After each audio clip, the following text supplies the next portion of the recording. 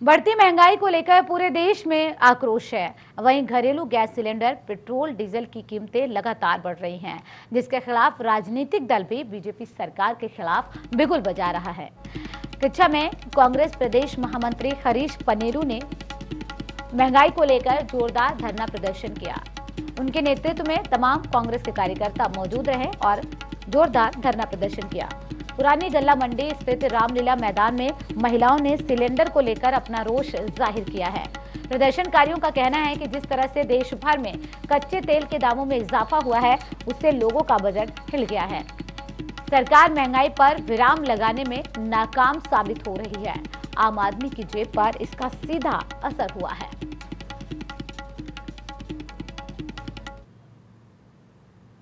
हमारा ये कहना है कि महंगाई चरम सीमा पे है। सिलेंडर लगभग 800 रुपये का हो गया है। पेट्रोल के दाम बढ़ गए हैं, डीजल के दाम बढ़ गए हैं। इससे गरीबों पर मार पड़ रही है। जब डीजल महंगा होगा तो निश्चित रूप से ट्रांसपोर्टेशन महंगा होगा। जब पेट्रोल महंगा होगा तो निश्चित रूप से उस पर जो ढलान लोदान का किराया होता है वो बढ़ोतरी होगी। और गरीब आदमी कहाँ जाए आखिर? महंगाई इतनी होगी कि जिसका सारी हदें पार हो गई हैं। इसलिए आज गरीब बस्ती में मैंने यहाँ पर ये रामलीला मंच भगवान श्री राम के यहाँ एक अर्जी लगाई है कि भगवान सबको सद्बुद्धि दे, गरीबों का विकास हो। भगवान राम राज्य की स्थापना के लिए भारतीय जनता पार्टी की सरकार बनी थी, तो राम राज्य जैसी स्थापना होती मुझे दिखाई नहीं दे रही है। गरीब परेशान है, महंगाई से गरीब की कमर टूट गई है।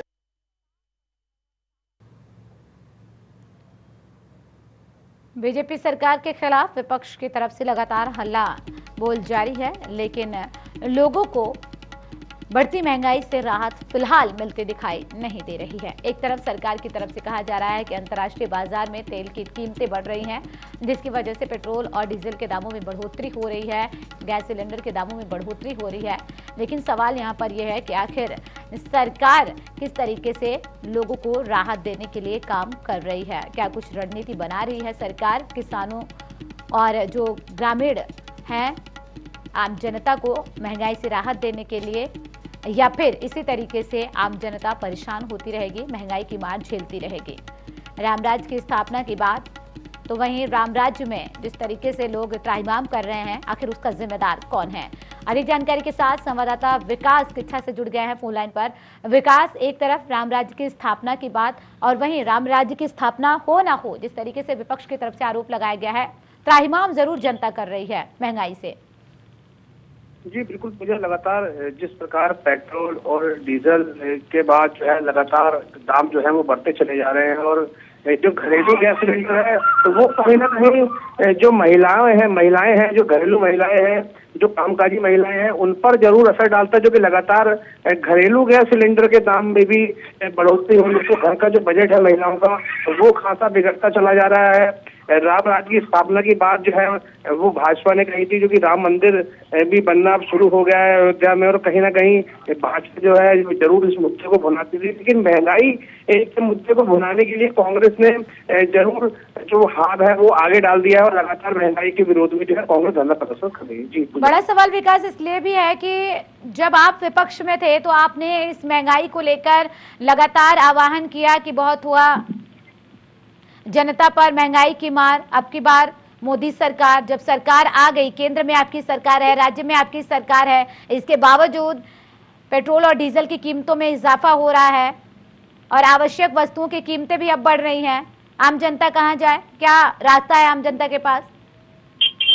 जी बिल्कुल, आपने सही कहा कि लगातार जिस प्रकार बहुत हुई महंगाई की मार, एक स्लोगन जो है वो भाजपा ने जनता को दिया, लगातार जनता से आह्वान किया कि अगर आप भाजपा की सरकार लाते हैं तो आपको पेट्रोल सस्ता मिलेगा, डीजल सस्ता मिलेगा, सब्सिडी मिलेगी आपको। लगातार जो अब आप देख लीजिए सब्जियों के दाम जो है वो लगातार बढ़ते चले जा रहे हैं। प्याज जो है आज 50 रुपए किलो के आसपास पहुंच गया है। तो कहीं ना कहीं लगातार जिस प्रकार महंगाई बढ़ रही है और विपक्ष में रहते हुए जब भाजपा ने ये कहा कि अब हम सरकार हमारी आएगी, मोदी सरकार आएगी तो सस्ता अनाज लोगों को मिलेगा, सस्ता राशन लोगों को मिलेगा, लेकिन कहीं ना कहीं झूठे वादे जिसे आप कह सकते हैं तो वो जरूर सामने निकल कर आए, जो कि लगातार महिलाएं जो है वो आंदोलन कर रही हैं, क्योंकि एक सिलेंडर ही 800 रुपए का आ रहा है और एक गरीब महिला अगर 800 रुपए का सिलेंडर खरीद कर जो है चूल्हे पर खाना पकाती है तो कहीं ना कहीं उसको काफी दिक्कतों से जूझना पड़ रहा है। आप कहते हैं कि आपने उज्ज्वला योजना के जरिए गैस सिलेंडर पहुंचाए हैं, गैस सिलेंडर तो पहुंचा दिया गया है, लेकिन उसमें कैसे गैस भराई जाए, ये बड़ा सवाल है। जी बिल्कुल पूजा, अच्छी बात कही आपने कि उज्ज्वला योजना के तहत लाखों महिलाओं को सिलेंडर बांट दिए गए, लेकिन वो लाखों महिलाएं जो है फ्री में सिलेंडर जरूर उपलब्ध करा रही हैं, लेकिन एक महीने में लगभग इतना बड़ा परिवार होने के चलते 2-2 सिलेंडर की खपत जो है तो वो जरूर देखने को मिलती है, जो कि गरीब महिलाएं रोजाना 200 रुपए की दिहाड़ी है, जो मजदूर दिहाड़ी करता है 200 रुपए की, उनको किस प्रकार मुसीबतों से लड़कर जो है अपना पालन पोषण करना पड़ता है, अपने परिवार को पालना पड़ता है, उसको कहीं ना कहीं जरूर दिक्कतों से जूझना पड़ रहा है, क्योंकि जिस प्रकार इस पूरे देश में महंगाई अपने चरम सीमा पर पहुंच गई है। पूजा, विकास, आपने गृहिणियों से भी बातचीत की होगी, क्या कुछ कहना है उनका इस पूरे महंगाई को लेकर, जिस तरीके से गैस सिलेंडर के दाम बढ़ रहे हैं?